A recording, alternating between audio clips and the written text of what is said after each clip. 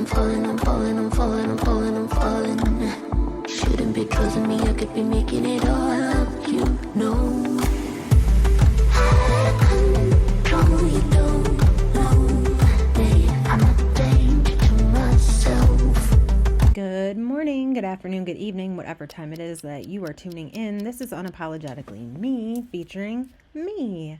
No special guest, just me. We're doing another voiceover. It's just the quickest way for me to get everything out to you in a timely fashion right now until I get the setup going. I did want to say hi to you guys in person so that you know I still actually exist.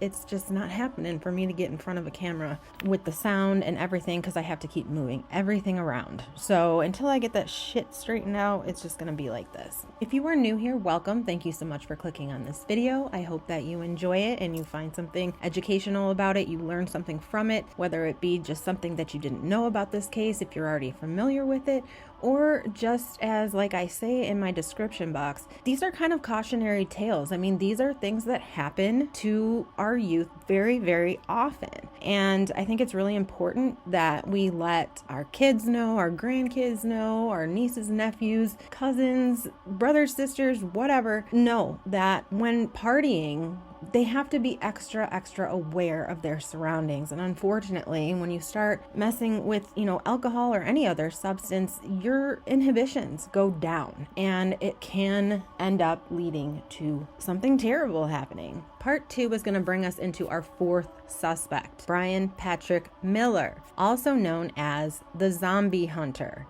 Bryan Patrick Miller was a pretty weird guy, in my opinion. One of the things that he was into was zombies and steampunk, and he went to a lot of Comic-Cons. He even purchased a 2007 Ford Interceptor that he transformed into a police car / zombie hunter vehicle. He bought this car in September of 2013 after selling his dark gray 4-door Ford Focus. He also owned a black 4-door Ford Escort, and this is important, and we'll be getting into why in a little bit. Bryan Patrick Miller didn't just enjoy zombies, Comic-Cons, and dressing up steampunk.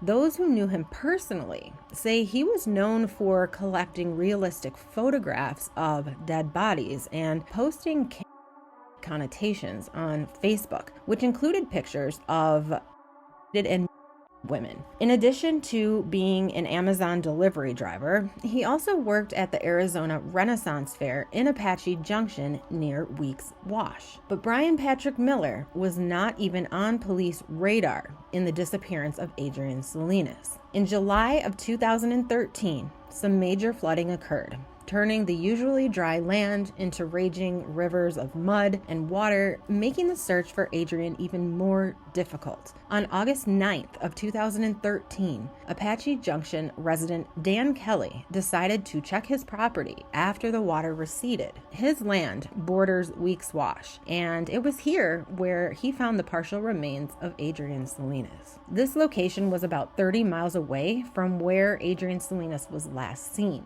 Police believed she was dumped elsewhere and was washed downstream during the flooding. Now, I said partial remains, and that's because what was found were bones and a mostly mummified body. The autopsy report is heavily redacted. It states that Adrian was identified with x-rays as well as DNA. And if you remember from part 1, I talked about Adrian having a fungal infection called valley fever, where she actually had to have lung surgery. And the scar that she had from that lung surgery was partially how they were able to identify her. But there was no mention in the autopsy report about a skull, hands, or clothing. There was also no cause of death or manner of death listed. So basically, she was missing her hands and her head, and they had no way of knowing if this was due to the flooding and being washed down in the raging river of water, or if animals had gotten to it, or if she was in fact decapitated by a person. Because her body was essentially washed clean from the floodwaters, they had no way to match any DNA, making it impossible to find a suspect that way. So now they have a body, but they're still very far from bringing any type of closure to this family. And to this day, there are still no solid suspects, only partial leads and gut feelings. So now that you know the story of Adrienne Salinas, I thought we could get a little bit more into the suspects. Because this is still an unsolved case, I thought we could do a little digging. So this video is going to be more of a dig into two of the main persons of interest. Now, personally, I do not believe that Francisco Ortega had anything to do with Adrienne's disappearance. I do find it interesting that he was one of the people around when her phone went missing.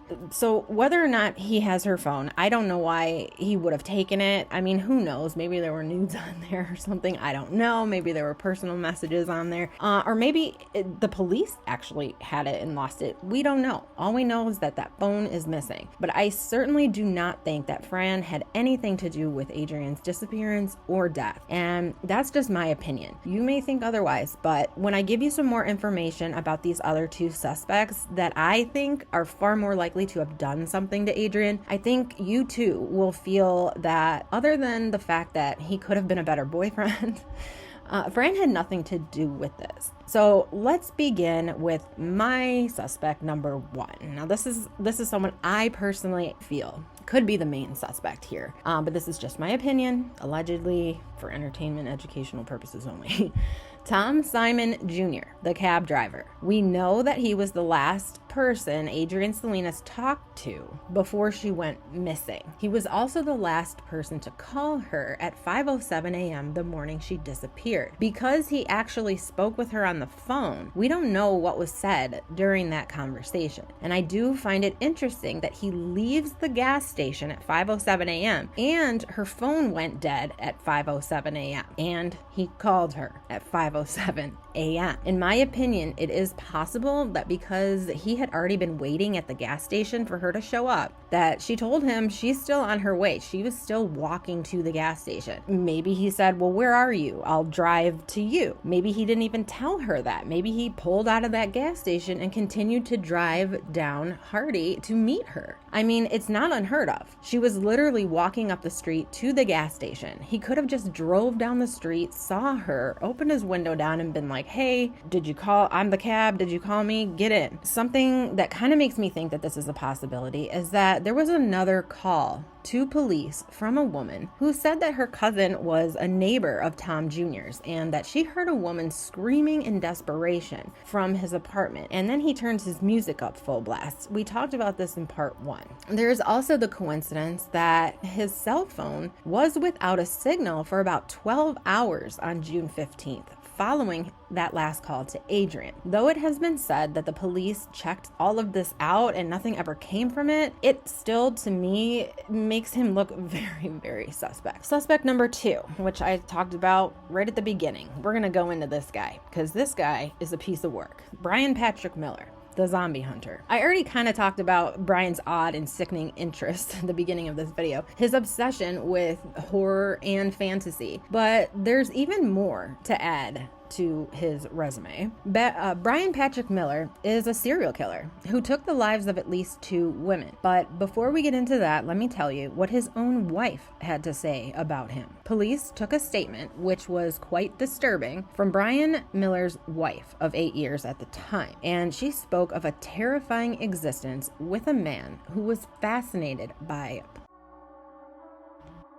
and the use of and straight pins. I didn't even know what that was until I had to look it up for this. But she also claimed he had killed before and mentioned a time when a little girl with developmental disabilities came to his door raising money for school. Bryan told his wife that he abducted the little girl inside to his home, her and throat, and then told her that he proceeded to dismember the girl's body and dumped her in the garbage that was picked up the next day. Police believe that the girl that Bryan Miller told his wife about was in fact a girl by the name of Brandy Myers, a little girl who has been missing for over 25 years after vanishing in 1992. Bryan Miller had lived less than a mile away from the girl at the time of her disappearance. He had claimed that he had done several violent incidents against women.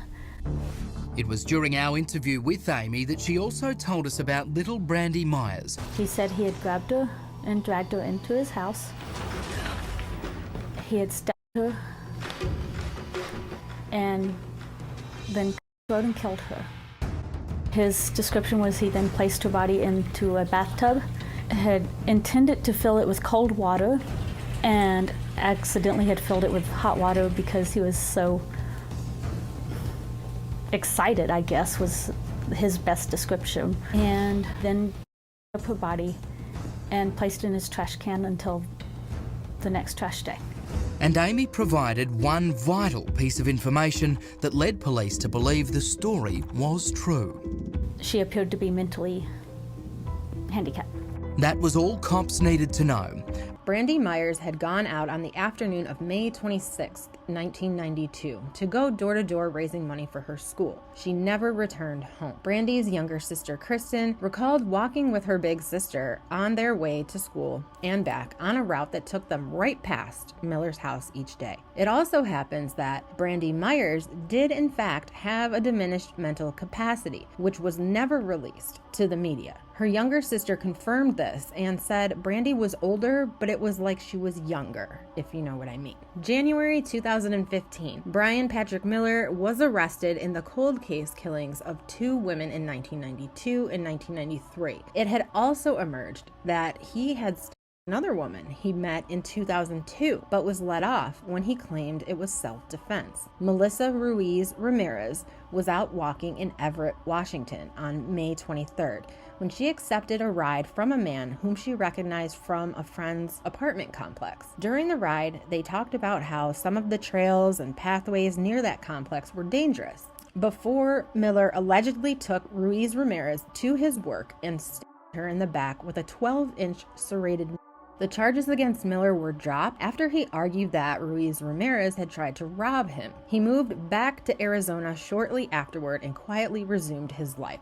So there was a point where he had moved to Everett, Washington. And honestly, there's a lot on Bryan Patrick Miller. I could do an entire video on Bryan Patrick Miller and all the cases that he is a person of interest in. It's far more than what he's actually being held for, but he is in jail and he's gonna be there for the rest of his life, so he's where he belongs. It has also been revealed, in high school, Bryan Patrick Miller randomly stabbed a woman at a Phoenix mall, but he only served time until the age of 18 in a juvenile facility. The Washington state case did not require him to submit a DNA sample because he was exonerated. He actually set up a Facebook page specifically for his hobbies, which he described as, quote, keeping Arizona safe from things that go bump in the night. Also available for your events. I mean, you are things that go bump in the night.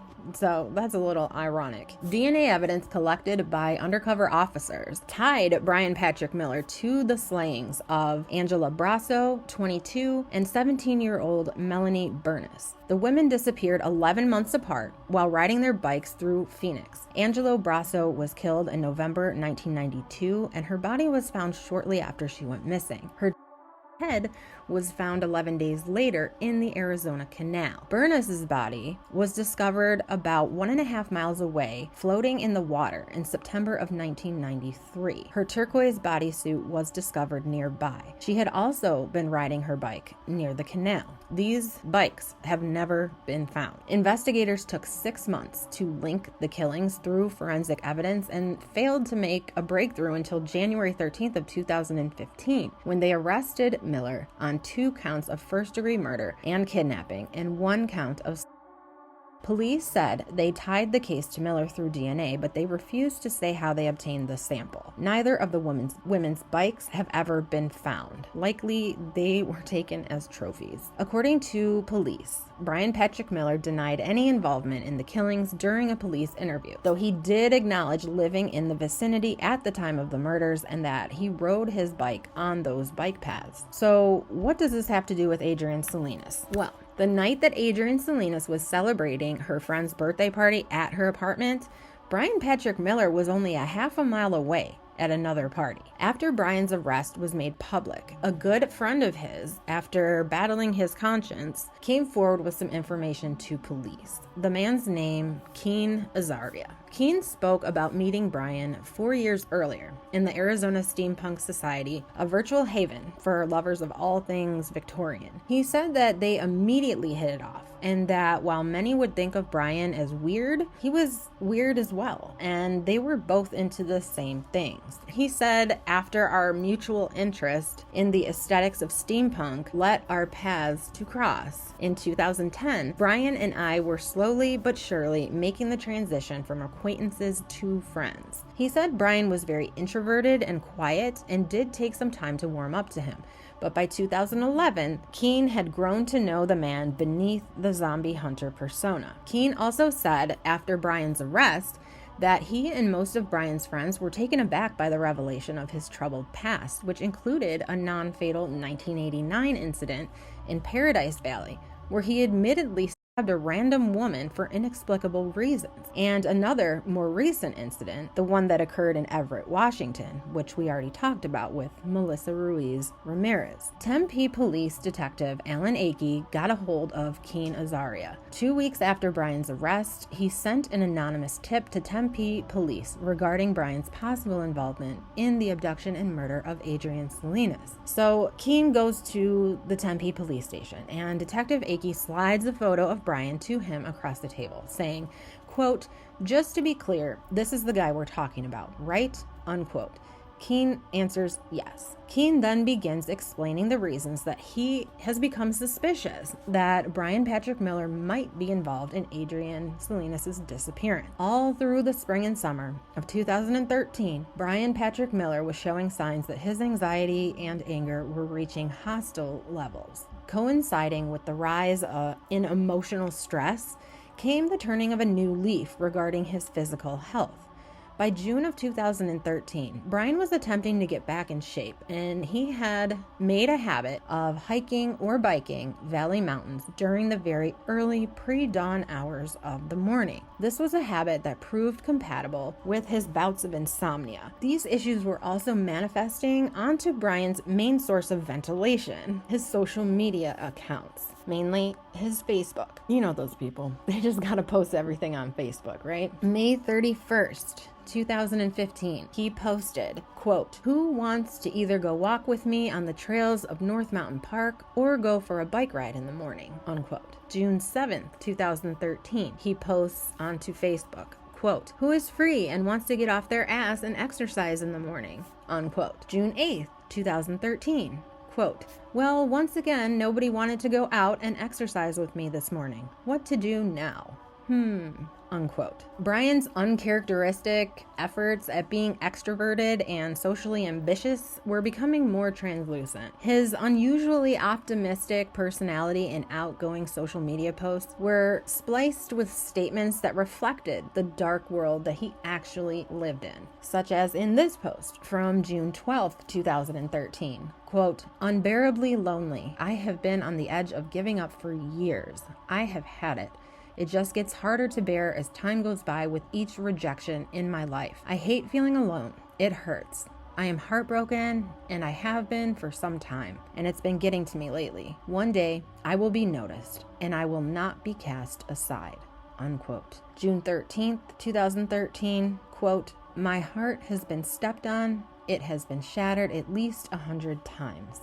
Unquote. And June 14th, 2013. "Fracking anxiety, go away, you suck. Mine is making me cry. I want it to go away." Unquote. He's trying, in my opinion, to calm this dark mind of his. He's trying to get outside. He's trying to get healthy. He's trying to get more and more extroverted and outgoing, but it's not working. His mind is still running through these thoughts that he has had for years, and no matter what he tries to do to be quote unquote normal, it isn't working. Coincidentally, Bryan had already planned on being in Tempe the afternoon of Saturday, June 15th, to attend a friend's party. Even more coincidentally, this party was held at a house which sat less than a mile away from Adrienne Salinas' final destination, on the corner of University Drive and Hardy Drive. If that wasn't unsettling enough, Bryan's Facebook post shows that he cemented a plan days in advance to go on one of his early morning hikes on the morning of June 15th, virtually during the same exact time as Adrienne's disappearance. June 10th, 2013, quote, "Someone get out of bed early and off their lazy butts and join me for a walk, a hike, or a bike ride on Friday or Saturday morning, talking somewhere between 6 and 7 a.m. start time," unquote. This somewhat alarming geographical coincidence suggests an obvious hypothesis or narrative. You have a suspected serial killer who targets young girls while they're walking or biking alone, and you place him within a mile of where a young girl disappears while walking alone on the same day. It's not beyond the realm of possibility to imagine that perhaps, given his plans to drive the 12 miles to Tempe to attend his friend's party, Bryan, who often strapped his mountain bike on the rear car rack of his dark gray four-door Ford Focus hatchback, might have chosen to hike a mountain more convenient to his itinerary for the morning of June 15, 2013. The most convenient choice being Hayden's Butte, which sits along Mill Avenue and is very close to the party house. This narrative would allow Bryan to get in his sunrise hike, finish by 9 or 10 a.m., and then possibly hang out on Mill Avenue until the party at 1 p.m., if not getting there early to help set up, as was often the case with Bryan. Adrienne Salinas had to pass JC Park, a small public park on the way to the AM/PM gas station. If she had cut through JC Park, that would have even been the fastest route for someone who was in a hurry to get to the AM/PM. If Adrian's killer or killers had parked their car in the stretch of tree-shaded parking spots along the park's south side, she would have had to walk right past them in the darkest, most secluded stretch on the entire route. If the abduction did not happen in this area, the killer or killers would have had to abduct Adrian in one of the more open streets of Tempe, putting them at higher risk of being seen. And there were cars driving about. It is on surveillance footage. There were people in that area. It was 5:30 in the morning and people are getting up to go to work. So it was not desolate there, suggesting that if no one is coming forward saying that they saw anything, then there probably wasn't there wasn't a struggle, right? There is a chance she made it through JC Park and made it up to University Drive. Apparently, surveillance video near the corner of Hardy and University show what's been described as a slender woman walking through the O'Reilly Auto Parts parking lot at 4:52 a.m. and a dark four-door vehicle driving through that same lot just 2 minutes later. Now, we talked about this in the last video, but this is why it's important to remember what type of vehicles Bryan Patrick Miller owns or owned. Did Adrienne rethink her transit expenses and opt to wait for the earliest bus connecting to Route 56 bound for Scottsdale? Would she have accepted someone's offer of a ride? Because remember, she had no money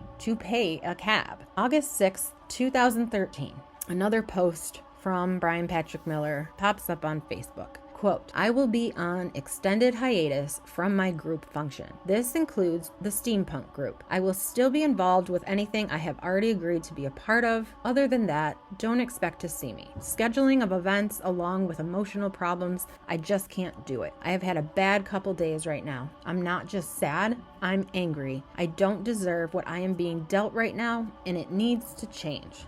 Unquote. August 7th, 2013, quote, "I tend to keep myself busy to keep away the pain," unquote. August 9th, 2013, the remains of Adrienne Celeste Salinas are found in Weeks Wash. August 13th, 2013, quote, "Waking up in an anxiety attack and crying is not a good way to start the day. They say things have to get worse before they can get better. I don't think I can feel any worse than I do right now," unquote. As for Bryan's precise whereabouts during the exact moment of this abduction, all that can be known for sure is he displayed no activity online for almost 9 hours. He posted no last-minute pre-hike invitation to friends like he had been, nor any post-hike information. He was undoubtedly in Adrienne's neighborhood on the day of her disappearance, going so far as to upload party photos that he had taken onto Facebook later that day. Keene said that from 2011 to 2012, Bryan had offered him the use of his car for a series of local treasure hunts put on by the Valley Times. These treasure hunts had hundreds of amateur treasure hunters searching lonely, deserted areas around the valley, one of which was Weeks Wash. Keene said that both he and Bryan had been to Apache Junction several times. Bryan had worked at the Arizona Renaissance Festival vehicle at the base of the Superstition Mountains, and they had both attended steampunk events at the Goldfield Ghost Town,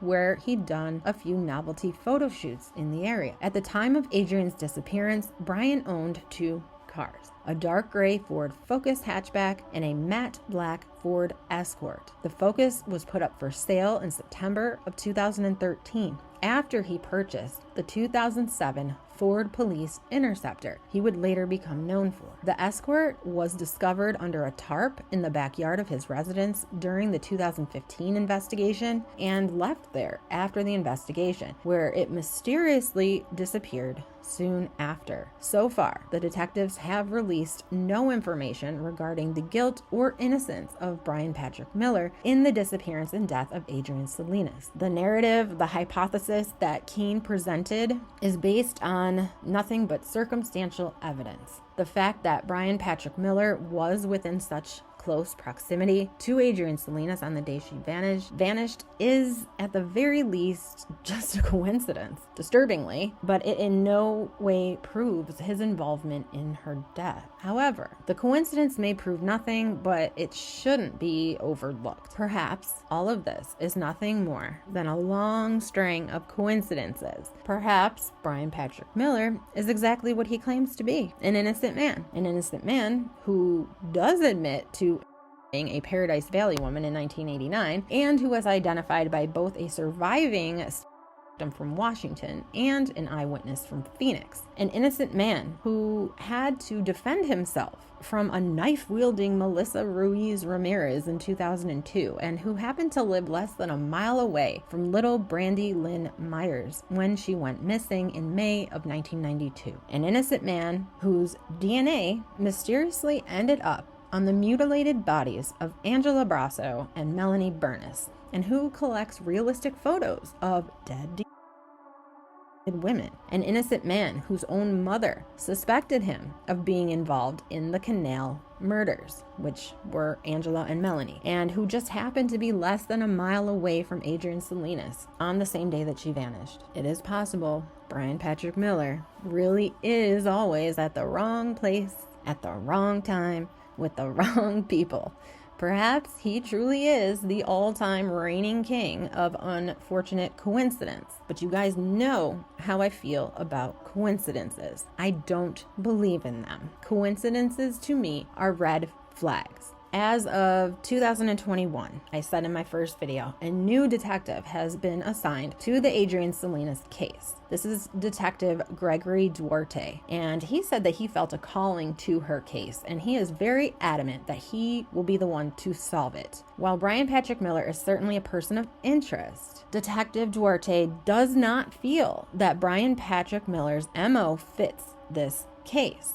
And after listening to him talk about why, I agree. Phone records and social media accounts do not show the evidence that would fit, despite the Facebook post that I just read to you. Speaking of phone records, Adrienne's last phone ping was off of a tower near her apartment, and we know that was at 5:07 a.m., the morning of June 15th, 2013. We know her body was found near Apache Junction, so detectives looked into phone pings that were at both locations around those times, and while they found several, none of them were a match.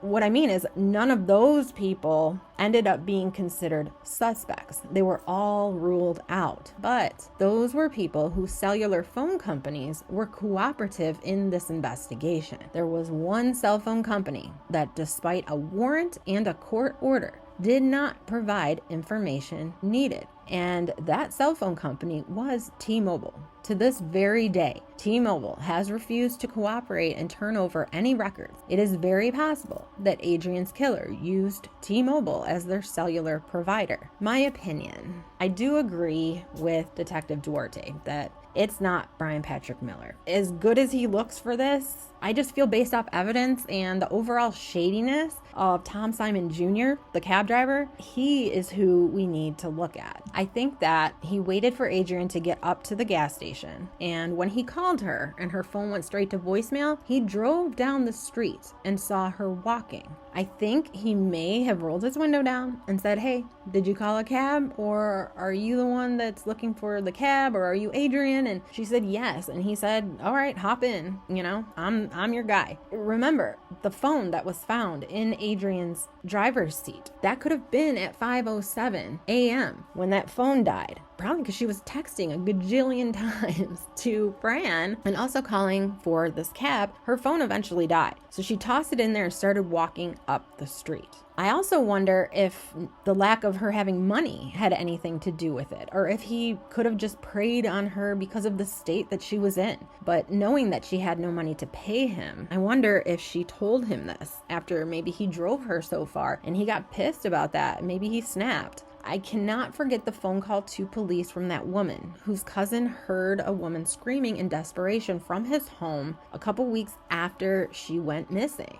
I feel like whether it was because she tried to get a ride knowing that she couldn't pay him and he was going to make her pay another way, or just that she was really intoxicated and he felt an attraction towards her and acted on it. But the way he behaved after all of this is very strange. Could it be that he's just a very strange man? Absolutely. There's a lot of freaks out there. There's just something about this situation that leads me to believe that he is the one to look at. That 12-hour phone signal thing would certainly be another coincidence with the neighbor's claims of hearing a woman screaming. Especially because that was a random call. That wasn't anyone trying to say it was Adrian. It was just someone calling about a possible domestic situation. The cousin was the one who thought it may be tied to a missing girl. I gotta rule out what makes the most sense before going on a witch hunt. In any case, Bryan Patrick Miller is a sick and twisted sadist who hates women and was in the same area on June 15, 2013.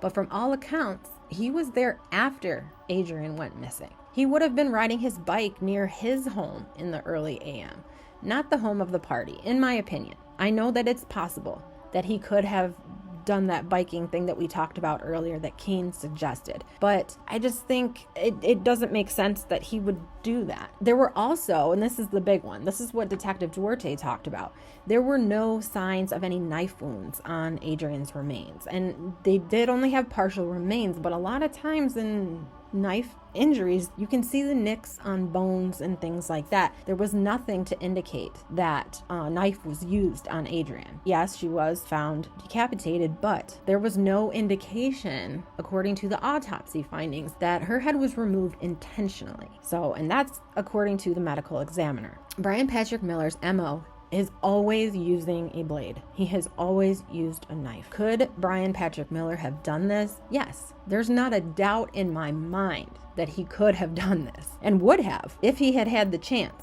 But did he? I think he wishes he did.